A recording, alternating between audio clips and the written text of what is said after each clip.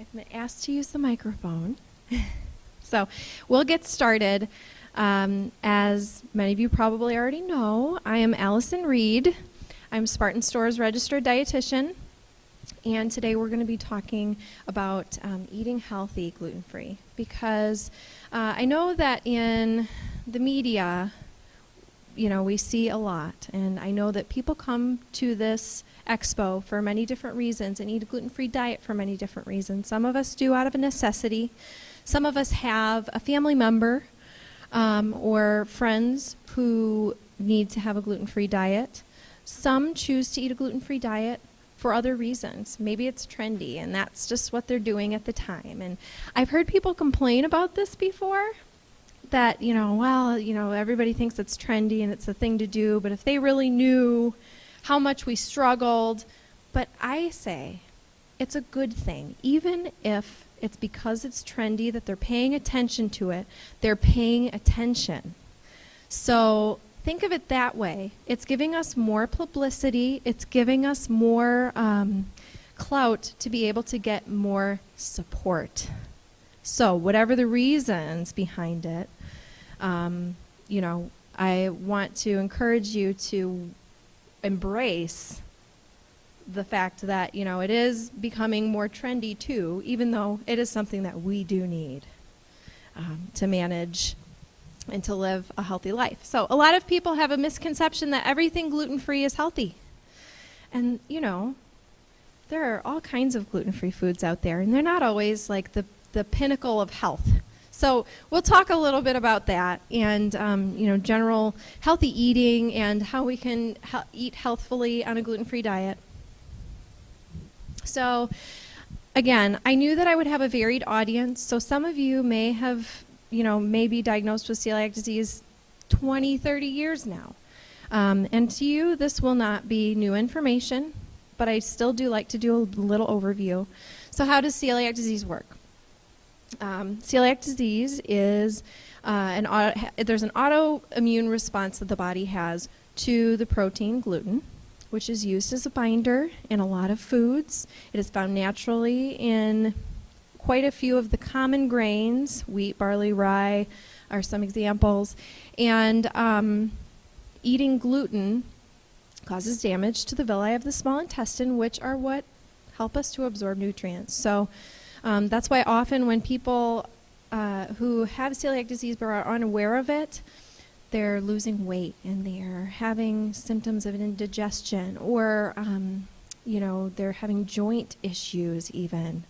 And they can become malnourished because their body isn't able to absorb the nutrients from their food because the villi are damaged. Okay? And as many of you, or maybe all of you know, the gluten-free diet is the way to keep the intestine healthy, and to keep the villi healthy so they're not damaged, so that we can absorb the nutrients from food. The good news is that it's a highly effective way to treat celiac disease or gluten intolerance is to avoid gluten in foods. So the disease prevalence, roughly 1% of the population, 1 in every 133 Americans, which equals to be about 3 million cases that we know of. That we know of. That's the catch. So did you also know that celiac disease has been known for being hereditary and is associated with other autoimmune related conditions, such as some of those that I have listed here, like type 1 diabetes, rheumatoid arthritis, autoimmune liver disease, or autoimmune hepatitis is what it's called, autoimmune thyroid disease, Addison's disease, and Sjogren's syndrome. So these are other things that you may want to have on your radar for you or others. This may be something that goes along with your case of celiac disease. So I did list, the top 3 are more directly nutrition related and can be managed, and the bottom 3 are more indirectly related to nutrition. Oftentimes the medications that we have to take to manage the bottom 3 cause weight gain. And so we have to be especially diligent in what we're putting into our bodies and the caloric intake that we have. And so that is part of the foundation of what I'm talking about today with eating healthy, gluten-free. The characteristics, I mentioned a few of them, the abdominal pain, bloating, gas or indigestion. You may not have symptoms of all of these, but, if somebody has consistent symptoms like this, they should be tested before changing their diet. Anyone who has been diagnosed with celiac disease should know that if you eliminate it from your diet, you will not test. You get a false negative. So, anyway, there also lactose intolerance goes along oftentimes with celiac disease, nausea, vomiting, diarrhea, but even constipation on the other side of things. Unexplained weight loss, you're not absorbing your food, so of course you're not able to get the nutrients. Steatorrhea is the foul, fatty stools. I mentioned bone and joint pain before, migraine, headaches, and chronic fatigue. So it's a big deal. The hidden sources of gluten. So, as I mentioned, it's used to thicken foods. It's used in a lot of sauces. It's used as a preservative, as well as a structural component. Because it is a protein, it is a structural component that helps to improve or get the desired texture that many of us know as whatever the product is, whether it's a sauce or a bread or even peanut butter, down to things like that.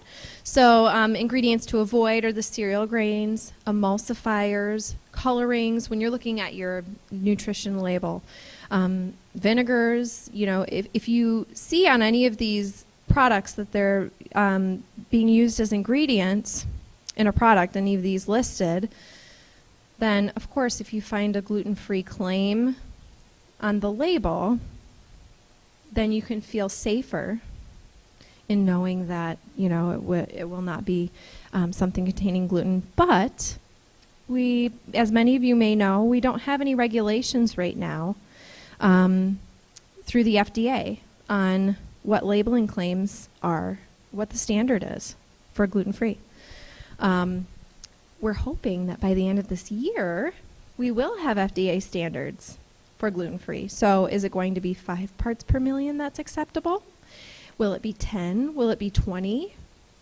So that's yet to be determined, but I'm hoping as soon as I have this information, I'll be screaming it from a mountaintop to let everyone know.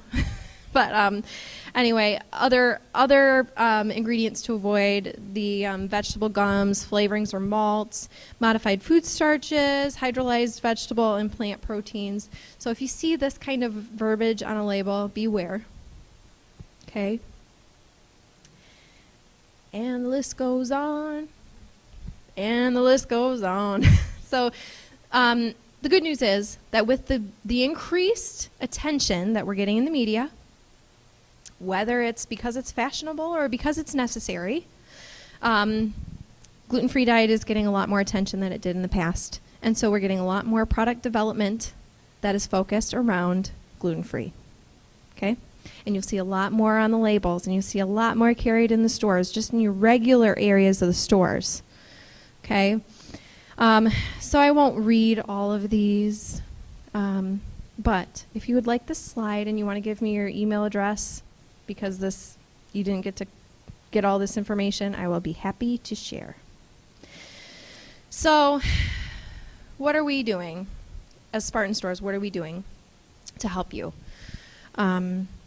We are supporting gluten-free diet by helping to make it easier as a shopping experience to go in our store and find what you need and find what you can have. So we have specific gluten-free sections. They range, most sections range from 4 to 12 feet. I'd say about close to 50% of the sections are the 12-foot section. Okay? And we do have one that's a 16-foot section at Cascade D&W. And that was what our display was if you saw I may have shown you all of the wall of product shot that we had so you could see all the pictures. But anyway, we added quite a few new items when we put that section, when we bumped up the section.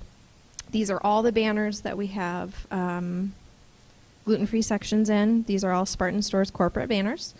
And like I said, I do have the brochures. If you didn't get one of those, you can come with me after the presentation. I can get you one of those so you can see all of the stores throughout the state. So a big program that we have going on in our stores is our nutrition guide. And this is a way that you can more easily eat gluten-free and healthy. We have 6 different attributes that we focus on. As you can see listed here, gluten-free is one of them. All of them but gluten-free are based on FDA labeling standards. So we didn't just arbitrarily pick these things out. If there was an FDA standard for gluten-free, that's what we'd be basing it on. So as soon as there is an FDA standard for gluten-free, that is what we will be basing it on. If this is on the price tag of the item, if gluten-free is checked, you know that it has been called out on the label, gluten-free. This product is gluten-free. So there may be products that are gluten-free that we don't have this up on because we say we don't want to say it's gluten-free unless the manufacturer is claiming that as kind of a safeguard so that you can know that, you know, this is a gluten-free product. Okay? The others are low fat, low sodium, high fiber, sugar-free, and low calorie. And I won't go into the details on all of those. However, I will tell you that you have a brochure in your bags that it was stuffed in before you all got here. So if you got a bag, you got the brochure. And it tells you more in detail about what the guidelines are for all of the others. Okay? But you can generally, you know, if you have a product that's low fat, low sodium, high fiber, and gluten-free in the center of the store, you're in good shape. Okay? So, as I mentioned here, gluten-free, when it's checked, when you're navigating the center of the store, it can be very difficult. And this can be a tool to help you to more easily locate things that are outside of the gluten-free section, but that are gluten-free products. Because we do have many products that are gluten-free that we can't fit all of it into one section in the store. So we try to put those more of the specialty products in the gluten-free section, and then elsewhere we have the tags. Okay? Some products have dual placement. So that means that when you are looking for, I use this example a lot because this is the one I hear the most, the gluten-free mac and cheese, the rice, cheddar, and mac that we were sampling downstairs. I hear people say all the time, you don't have it in your gluten-free, you're always out of it. Well, we're always out of it in the gluten-free section, but we often have plenty of it in the aisle where you would normally find mac and cheese. So next time you're in the store, if you're looking for that, and I want you to know too that it is a boxed mix, but it tastes a lot more like your homemade mac and cheese than the other instant mac and cheeses. I won't name any brands. I don't want to anger any vendors or anything, but it does taste a lot more like homemade, like what you might have, had, at Grandma's house or the one that Mom made, back when. So I already explained that it has to be gluten-free. It has to claim gluten-free on the packaging for us to mark it on the shelf label. And the FDA regulations, I already mentioned that. So these are some ideas for a gluten-free grocery list that is healthy. And you notice I have this called out, fresh is best. That is like the rule of thumb. This is the golden rule of nutrition. Fresh is best. When your food is fresh, you have more nutrients in it. Okay? And you don't usually have much added to it. Okay? So the least, how do I want to say this? The less the amount of time from the time that it's farmed to the time that it gets to your table, the more nutrients it has in it, okay? I also, in the fresh, I have produce, meat, and dairy, typically gluten-free, although there are exceptions to the rule. There are some yogurts that aren't gluten-free, that they don't claim gluten-free in the packaging, and it's a big rigmarole where you have to call into the manufacturer and see, I see some head nodding and like, somebody knows what I'm talking about. So, but as a general rule, these items are gluten-free. Another thing you have to watch out for is the, if there are solutions that a preservative in a meat, something like that. For example, a self-basting turkey. You may have already come across this at Thanksgiving time if you're making your turkey and you don't know what's in that base, right? But generally your produce, your fresh cuts of meat, and your dairy are going to be gluten-free. Your grains, I've talked to many people who have been on a gluten-free diet for many years, or they have just started eating the gluten-free diet, but they kind of stick with one thing that works. And it's part of what is a challenge with this kind of, having to be restrictive in a diet and not be able to eat a grain that is a common grain, right? There are lots of different grains out there, but a lot of us stick to rice. And that's it. And then that's all we get. But different grains have different vitamins and minerals. Different fruits and vegetables have different vitamins and minerals. And the more variety that we can get in our diet, of different variety of foods and colors of foods, the more the variety of vitamins and minerals that we're going to get from those foods. So keep that in mind. With the grains, we have quinoa, we have couscous made of brown rice, rice, of course. There's also arrowroot, amaranth, corn, sorghum, and teff. And you will see many of these are used in products that you buy, but you may not use them in your own cooking. There are also many different kinds of flours, which I would recommend that you experiment with, whether it's a bean flour, which we'll kind of get into that a little bit in a second, or flax. So this is continuation of the list. Indian rice grains, tapioca, rice or corn-based cereals. That's pretty common.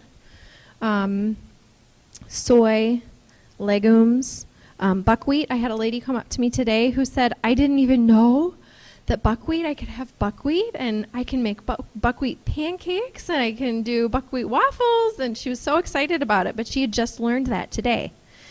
So, I encourage you to get out of your normal daily routine of I've gotten stuck with these same foods. Try to pick something new up. When you go into the store, when you're going out, or when you're, making dinner, at least once a week, try and pick one new thing. One new thing. It sounds overwhelming when you say, you have to try all these different things. I can give you this long list of different things that you could try. And that's overwhelming. But when you think one new thing a week, that's doable. And you're making small steps in the right direction. So down here is where I get into more of the, the flours, the bean, rice, potato, or corn flours. There are other, teff flour as well. There's many different specialty flours. Olive oil, canola oil, vegetable oil, etc. I have some beverages and snacks that are on here as well, which are probably usually people aren't too stumped on these areas where they can get gluten-free items. Now,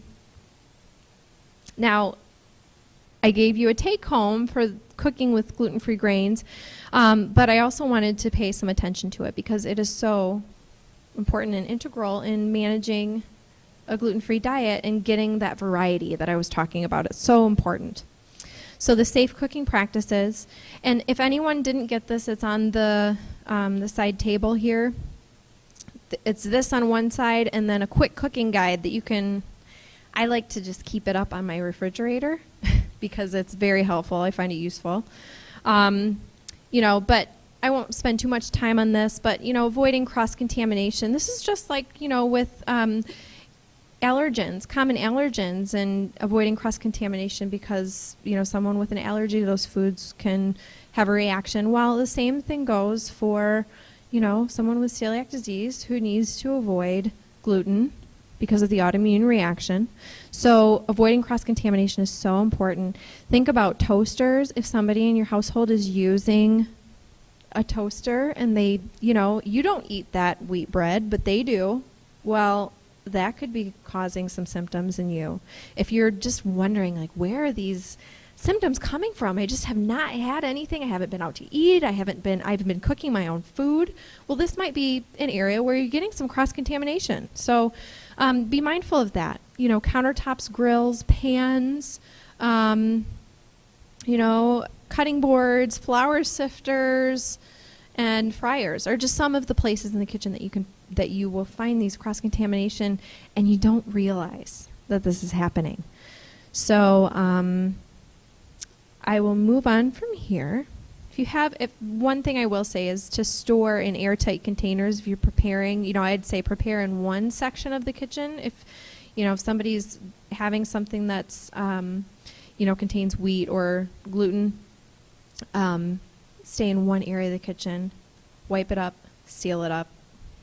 If people in the household are mixed, where some people are very, very sensitive and others, don't need to have a gluten-free diet. So buckwheat is actually not a grain, but it's a seed, just like, flax is a seed. Seed of a weed-like plant related to rhubarb. Not many people know that. It can be purchased as groats, roasted as kasha, unroasted as flour, and in noodles as well.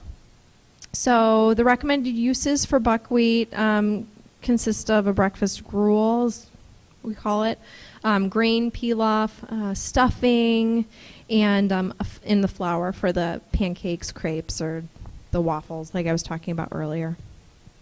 Millet. Versatile, small, yellow, whole grain. So I like to give you the pictures too so that you can see it in its whole form, because we may have seen this in some of our gluten-free products. We read that, but what does it really mean to us if we haven't seen it in its whole form? So I want you to see the whole form. So it's high in protein. It's also high in potassium and magnesium as well. So like I said, different grains have different nutrition. So the variety is key. The recommended uses for millet would be like in a breakfast, say porridge, a hot option for breakfast. Also in salads, soups, stuffing, and again the flour for pancakes, cookies, other baked goods. Quinoa, growing in popularity. You've probably seen it in restaurants recently, in recipes that you've been looking up. It's definitely been one of the hotter grains recent years. So it is a good source of amino acids as well as B vitamins, as a lot of grains are, iron, zinc, calcium, and vitamin E. So this is a really nutrient-packed grain. It's kind of nutty when you first eat it. Who's had quinoa in here? Anyone? Okay. If you haven't had it, it's a different texture than what you're used to. They're almost like little pebbles. It's got a nutty flavor at first. It can have somewhat of a bitter flavor as an aftertaste. So one of the things that you can do is to rinse it prior to cooking and not stir it in the middle, because this can kind of change the outcome of it when you're preparing it. You can also cook it with other things, other flavors, other ingredients, other textures, and that does help to offset maybe some of that little bit of a bitter aftertaste that you might get from it. So mixing with greens, roasted vegetables, I just gave some suggestions as to what you could do. Okay, the quick cooking guide, which you will be able to take with you. And I won't focus on that because you will have that to take. These, as I mentioned, this is how we support gluten-free living in our stores. Of course, we have our nutrition guide, which I mentioned earlier, our gluten-free section, educational resources. We have information on the web. I hold information nutritional seminars like today's, similar to today's, and we have gluten-free food sampling. So if you see that there's maybe a small gluten-free fair event going on at a local store, that's a great time to get out there and sample. Of course, an event like this is a really good way to get a lot of different products all in one day.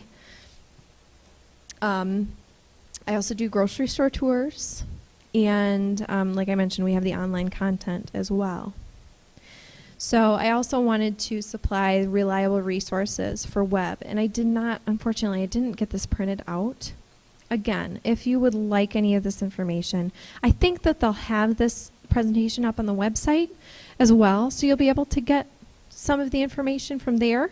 But you can also feel free to contact me, email me. I can get with you afterwards if you'd like. But these are all .org, .net, .gov kind of sites. And these are sources for reliable information. There's so much out on the internet now that it's very difficult to be able to determine what's good stuff and what's not so good stuff. Maybe it's not really evidence-based, someone's opinion, and maybe it's possible that someone's opinion is true, but if we don't have anything to back that up, then I'm a little wary of taking it as kind of law in your life. So go to the very reliable sources where it's evidence-based information. There are also apps out there now. So if you're tech savvy, I am not really tech savvy, so please no one ask me extra questions on this because I'm just doing it as a resource for those who do like apps, do use apps. There are apps out there, and there's one called Eating G-Free. There's Gluten Free Daily. It helps you to find like a guide for restaurants and gluten-free shopping lists and just different resources. Even articles where you can, just get some more information. I do recommend if you haven't read this, Easy Gluten Free Expert Nutrition Advice. This is put out by the Academy of Nutrition and Dietetics, formerly known as Prince. No, I'm just kidding. See if you're awake. Okay. Formerly known as, oh goodness, the American Dietetic Association. So it's now called the Academy of Nutrition and Dietetics.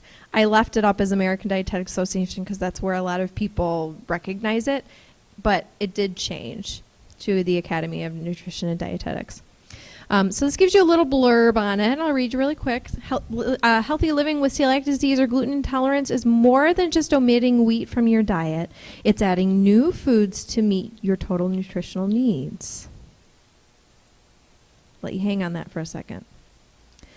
What are amaranth or quinoa, and what do I do with them anyway, are among the important questions answered in this handy guide. Shopping tips, label reading, and whole grains are covered. An extensive recipe section features quick and easy options as well as more creative selections for gluten-free foodies. So, reliable organization putting out a high-quality piece of reading material that is useful. Did you like how it said quick and easy? I like that. So, you will also notice in our stores, our newer stores, or stores that have recently gone through a remodel, we have recipe kiosks. We don't have them in every store, but we do have them in quite a few stores. And if you know that you've just had like a recent grand opening because we redid the store, you may just check and see, do you have a kiosk here? Because you can look up different recipes by different nutrition needs. So it could be gluten-free. It could be heart healthy, heart healthy and gluten-free. You can also take a product up, like you say, okay, this is gluten-free, but I've never used this before and I don't really know how to do this. So I'm going to take it up and I'm going to scan it. And then the machine will scan that and give you a recipe for that product. Really kind of cool. Makes it a lot easier for you to take what's in the store and actually, act on it at home. So, and then I also listed resources for the presentation, different places where I drew information from. I also did Grand Valley Health Plan, did contribute to some of the slides in the presentation, so I wanted to give them credit for that as well. They're one of our community partners. And I would like to thank you all for being here today. It's been a long day, been a very wonderful day, but busy.